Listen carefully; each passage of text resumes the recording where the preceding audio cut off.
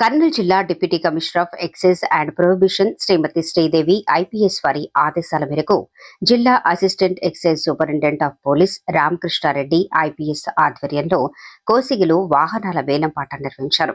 ఈ వేలంలో మొత్తం 45 ద్విచక్ర వాహనాలు ఉంచగా 22 మంది ఆశావాహులు పాల్గొన్నారు.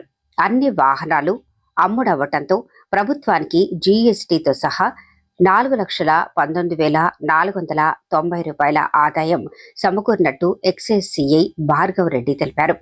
వేలంపాట అనంతరం వివిధ కేసుల్లో పట్టుబడిన 1,45,200 రూపాయల విలువ గల 320 లీటర్ల అక్రమ కర్ణాటక మద్యం నశింపజేసినట్టు ఆయన పేర్కొన్నారు.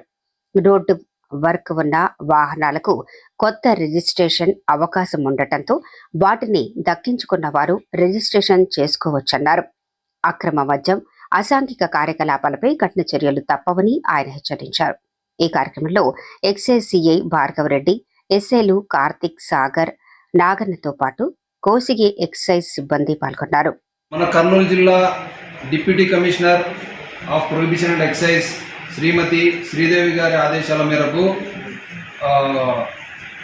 ప్రభుత్వ వివిధ Kosigi prohibition and excise station పరిధిలో వివిధ అక్రమ మద్యం కేసుల్లో పట్టుబడినటువంటి 45 ద్విచక్ర వాహనాలకు ఆక్షన్ ఆర్డర్స్ పొంది వాటిని ఇవాళ వేలంపాట నిర్వహించడం జరిగింది.